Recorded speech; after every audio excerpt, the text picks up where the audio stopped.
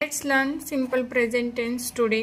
मी तुम्हाला अगदी सोप्या भाषेमध्ये सांगणार आहे, जेणेकरून लाईव्ह कन्व्हर्सेशनमध्ये जे इंग्लिश शिकत आहेत त्यांच्यासाठी हा सगळ्यात महत्त्वाचा टेन्स आहे. आपण बऱ्यापैकी हा टेन्स इंग्लिश बोलताना यूज करतो, तर इथं भरपूर काही मी कोणत्या सिनॅरिओमध्ये वापरतो हे लिहिलेलं आहे. ॲक्च्युली डेली हॅबिट सांगण्यासाठी, कन्व्हर्सेशनमध्ये क्वेश्चन विचारण्यासाठी, फॅक्ट डिसलाईक्स सांगण्यासाठी.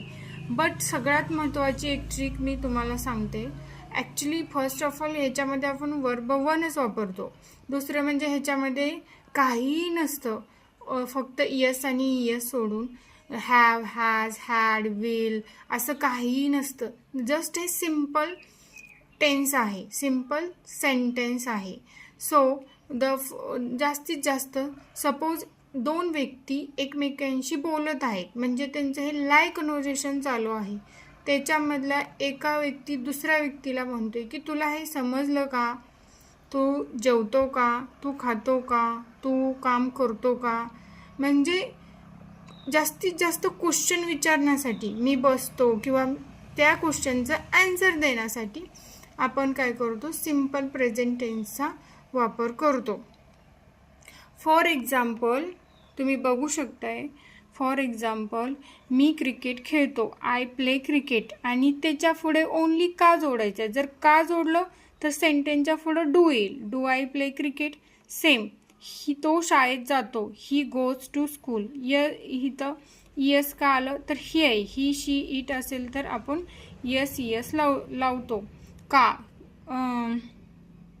आलं का डज येणार. Does he go to school, कारण आपला रूल काय, ही शी इट असेल तर डज.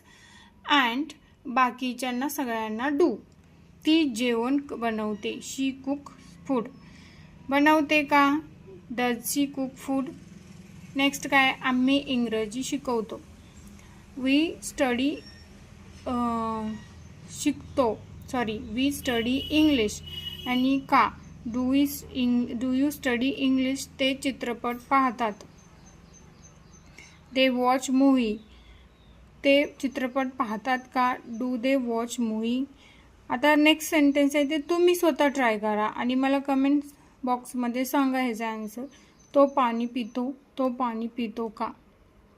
आणि सगळ्यात महत्त्वाची ट्रिक ह्याच्यामध्ये हे आहे की वाक्याच्या शेवटी तो आल्यानंतर समजायचं की सिम्पल प्रेझेंट टेन्स आहे. मी खातो, मी बसतो, मी उठतो. दिस इज द सिम्पल ट्रिक.